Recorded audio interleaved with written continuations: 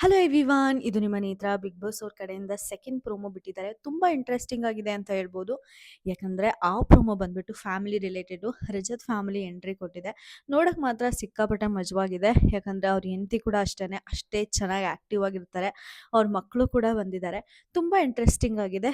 ಎಲ್ಲರೂ ಮಜಾ ಮಾಡ್ತಾ ಇದ್ದಾರೆ. ನೀವು ಅಲ್ಲಿ ನೋಡಿದ್ರೆ ಪ್ರತಿಯೊಬ್ಬರು ವೇಷ ಹಾಕ್ಕೊಂಡಿರೋದು, ಒಬ್ರಿಗೊಬ್ರು ಮೇಕಪ್ ಮಾಡ್ತಾ ಇರೋದು, ಪಾಸು ಪ್ಲೇ ಕೊಡ್ತಿರೋದು ನೋಡಿದ್ರೆ ತುಂಬ ಚೆನ್ನಾಗಿರುತ್ತೆ. ಚೈತ್ರ ಅವ್ರು ನೋಡಿದ್ರೆ ನಾರ್ಮಲ್ ಆಗಿ ನೋಡೋಕ್ಕೆ ಭಯ ಆಗುತ್ತೆ ಅವ್ರನ್ನ. ಇನ್ನು ಮೇಕಪ್ ಹಾಕ್ದಾಗ ನೋಡೋದಂತೂ ಸಿಕ್ಕಾಪಟ್ಟೆ ಕಾಮಿಡಿ ಜೋಕರ್ ಥರ ಕಾಣಿಸ್ತಾ ಇದ್ದಾರೆ. ಮಂಜಣ್ಣ ಅಂತೂ ಚಿಕ್ಕ ಗೊಂಬೆ ಥರ ಕಾಣಿಸ್ತಾ ಇದ್ದಾರೆ. ಪ್ರತಿಯೊಬ್ಬರು ಅಷ್ಟೇ ಚೆನ್ನಾಗಿ ಮೇಕಪ್ ಮಾಡ್ಕೊಂಡು ಸೂಪರಾಗಿ ಕಾಣಿಸ್ತಾ ಇದ್ದಾರೆ. ಅಲ್ಲೇ ಗೊತ್ತಾಗುತ್ತೆ ಅಲ್ಲಿ ಒಬ್ರಿಗೊಬ್ರು ಕಿತ್ತಾಡಲ್ಲ, ಮತ್ತು ಏನಾಯಿತು ಏನು ಅಂತ ಜಗಳ ಆಡಲ್ಲ. ಅವ್ರ ಮನಸ್ಸಲ್ಲಿ ಯಾವುದು ಅಷ್ಟೊಂದು ಮನಸ್ತಾಪಗಳಿಲ್ಲ. ಅದು ಗೇಮ್ವರೆಗೂ ಅಷ್ಟೇ ಅಂತ. ಬಟ್ ನಾವು ಆಚೆ ನೋಡೋರು ಹೆಂಗಂದ್ರೆ ಅವ್ರ ಫ್ಯಾನ್ಸು, ಇವ್ರ ಫ್ಯಾನ್ಸು, ಇವ್ರ ಫ್ಯಾನ್ಸು, ಅವ್ರ ಫ್ಯಾನ್ಸು ಅಂತ ಅಂದ್ಕೊಂಡು ಸುಮ್ಮನೆ ಕಿತ್ತಾಡ್ಕೊಂಡು ಸಾಯ್ತಾ ಇದ್ದೀವಿ ಅಷ್ಟೇ. ನಾವು ಭವ್ಯ ಗೌಡ ಅವ್ರಿಗೆ ಏಟ್ರೇಟ್ ಬಂದಾಗ ನಾವೆಲ್ಲ ಆಚೆಗಡೆ ಎಷ್ಟೊಂದು ನೆಗೆಟಿವ್ ಸ್ಪ್ರೆಡ್ ಮಾಡೋದು ಎಲ್ಲ ಮಾಡಿದ್ವಿ. ಬಟ್ ಫ್ರೆಂಡ್ ಆದ ವಿಕ್ಕಿ ಮತ್ತು ಭವ್ಯನ ಇವತ್ತು ಎಷ್ಟು ಚೆನ್ನಾಗಿದ್ದಾರೆ ನೋಡೋಕ್ಕೆ. ಒಳಗಡೆ ಮಾತ್ರ ಒಂದು ಫ್ಯಾಮಿಲಿ ರೌಂಡ್ ಅಂತ ಅಂದಮೇಲೆ ಸಿಕ್ಕಾಪಟ್ಟೆ ಚೆನ್ನಾಗಿರುತ್ತೆ. ಹೌಸ್‌ಮೇಟ್ಸ್ ಮಧ್ಯೆ ಎಷ್ಟು ಅಂಡರ್‌ಸ್ಟ್ಯಾಂಡಿಂಗ್ ಇದೆ ಅನ್ನೋದು ಕೂಡ ಗೊತ್ತಾಗುತ್ತೆ. ನನಗೆ ಸಿಕ್ಕಾಪಟ್ಟೆ ಖುಷಿಯಾಯಿತು. ರಜತ್ ಅವರ ಹೆಂಡತಿ ಮನೆಯಲ್ಲಿ ಬರ್ತಾರೆ. ಮನೆಗೆ ಬಂದುಬಿಟ್ಟು ನಿಮ್ಮೆಲ್ಲರಿಗೂ ಗೊತ್ತು ಮೋಕ್ಷಿತ್ ಅವ್ರ ತೊಡೆ ಮೇಲೆ ಕುತ್ಕೊಂಡಿರೋದಾಗಿರ್ಬೋದು, ಒಂದು ರೆಸಾರ್ಟ್ ಟಾಸ್ಕಲ್ಲಿ.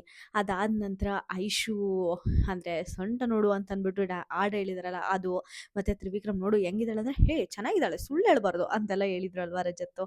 ಸೊ ಅದನ್ನೆಲ್ಲನೂ ಇವರು ನಮ್ಮ ರಜತ್ ಅವ್ರಿಗೆ ಪ್ರಶ್ನೆ ಮಾಡೋದು ತುಂಬ ಫನ್ನಿಯಾಗಂತೂ ತೊಗೊಂಡೋಗ್ತಾ ಇದ್ದಾರೆ. ಅಲ್ಲಿ ತ್ರಿವಿಕ್ರಮ್, ಮೋಕ್ಷಿತಾ, ಮತ್ತು ರಜತ್ ಅವ್ರ ಹೆಂಡತಿ ಎಲ್ಲರೂ ಇರೋದು ಕಾಣಿಸ್ತಾ ಇದೆ. ಎಲ್ಲರ ಹತ್ರನೂ ಹೋಗಿ ಚೆನ್ನಾಗಿ ಮಾತಾಡೋ ಒಂದು ಪ್ರಯತ್ನ ಅಂತೂ ಪಡ್ತಿದ್ದಾರೆ. ಇನಿಷಿಯಲಿನೇ ಅವ್ರ ಮಕ್ಕಳನ್ನ ಕಳಿಸಿಲ್ಲ ಬಿಗ್ ಬಾಸ್ ಅವರು. ತುಂಬ ಚೆನ್ನಾಗಿ ಪ್ಲ್ಯಾನ್ ಮಾಡಿದ್ದಾರೆ ಅಂತ ಅನ್ನಿಸ್ತು. ಮತ್ತು ಅವ್ರು ಹೆಂಡತಿ ಹೋದ ತಕ್ಷಣ ಮಗಳನ್ನ ಕೇಳ್ತಾರಲ್ಲ, ಅದು ನನಗೆ ಸಿಕ್ಕಾಪಟ್ಟೆ ಖುಷಿ ತಂದಿದ್ದು. ಯಾಕಂದರೆ ಅಪ್ಪ ಅಂದಮೇಲೆ ಜಾಸ್ತಿ ಪ್ರೀತಿ ಮಗಳ ಮೇಲೇ ಇರುತ್ತೆ. ನಮಗೂ ಅಷ್ಟೇ ಹೆಣ್ಮಕ್ಳಿಗೆ ಅಪ್ಪ ಅಂದ್ರೇ ಫೇವ್ರೇಟು. ಅಮ್ಮ ಏನೇ ಮಾಡಿದರೂ ಕೂಡ ಫೇವ್ರೇಟ್ ಯಾವಾಗಲೂ ಅಪ್ಪನೇ ಆಗಿರ್ತಾರೆ. ಜಾಸ್ತಿ ಇನ್ನೋಸೆಂಟ್ ಆಗಿರ್ತಾರೆ ಅಪ್ಪ ಅಂದ್ಕೊಳ್ತೀವಿ ನಾವೂನು. ಮತ್ತು ಆ ಮಗಳು ಕೂಡ ಅಷ್ಟೇ, ಮಗಳು ಚೆನ್ನಾಗಿರ್ಬೇಕು ಅಂತ ಅಪ್ಪನೂ ಅಂದ್ಕೊತಾರೆ. ಸೊ ಆ ಒಂದು ಪ್ಯೂರ್ ಬಾಂಡ್ ಅನ್ನೋದು ಎದ್ದು ಕಾಣಿಸ್ತು ಅಂತ ಅನ್ನಿಸ್ತು ನನಗೆ ರಜತ್ ಅವ್ರನ್ನ ನೋಡಿದಾಗ.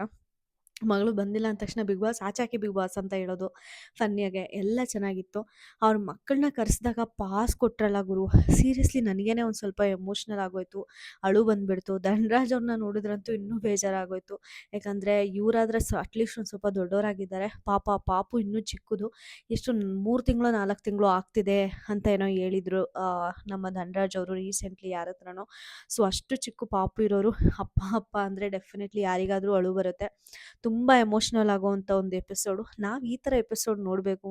ಒಂದು ಸ್ವಲ್ಪ ಫನ್ನಿಯಾಗೆ, ಒಂದು ಸ್ವಲ್ಪ ಫ್ಯಾಮಿಲಿ, ಒಂದು ಸ್ವಲ್ಪ ಎಮೋಷ್ನಲ್ಲು ಎಲ್ಲ ತುಂಬಿರೋ ಬಿಗ್ ಬಾಸ್‌ನೇ ನೋಡೋಕ್ಕೆ ಇಷ್ಟಪಡೋದು. ಫೈನಲಿ ಆ ಡೇ ಬಂತು ಅಂತ ಕಾಣುತ್ತೆ. ಇವತ್ತು ಎಪಿಸೋಡ್ ಏನಿದೆ ಅದನ್ನು ನೋಡೋಕ್ಕೆ ನಾನು ಸಿಕ್ಕಾಪಟ್ಟೆ ಎಕ್ಸೈಟ್ ಆಗಿದ್ದೀನಿ. ತ್ರಿವಿಕ್ರಮ್ ಆಗಿರ್ಬೋದು, ಅವರು ಭವ್ಯ ಅವ್ರ ಫ್ಯಾಮಿಲಿ ಆಗಿರ್ಬೋದು. ನನಗೆ ಒಂದು ಫ್ರೇಮಲ್ಲಿ ಭವ್ಯ ಅವ್ರ ಅಕ್ಕ ಕಾಣಿಸ್ತಾರೆ ಆ್ಯಕ್ಚುಲಿ. ಇವರು ರಜತ್ ಅವರ ಹೆಂಡತಿ ಬಂದಾಗ ಅದು ಹೌದಲ್ವಾ ಅಂತ ನೀವು ನನಗೆ ಕಮೆಂಟ್ ಸೆಕ್ಷನಲ್ಲಿ ತಿಳಿಸಿ. ನೋಡೋಕೆ ಮಾತ್ರ ಪ್ರೋಮೋ ಮಜವಾಗಿದೆ. ಎಪಿಸೋಡು ಅದಕ್ಕಿಂತ ಮಜವಾಗಿರುತ್ತೆ ಅಂತ ನನಗೆ ಗೊತ್ತು. ನಿಮ್ಗೆ ಏನು ಅನ್ನಿಸ್ತು ರಜತ್ ಅವರ ಫ್ಯಾಮಿಲಿ ನೋಡಿ? ಮತ್ತು ನೀವು ಯಾರ ಫ್ಯಾಮಿಲಿಗೋಸ್ಕರ ವೆಯ್ಟ್ ಮಾಡ್ತಾ ಇದ್ದೀರಾ ಅನ್ನೋದನ್ನ ನನಗೆ ಕಮೆಂಟ್ ಸೆಕ್ಷನಲ್ಲಿ ತಿಳಿಸಿ.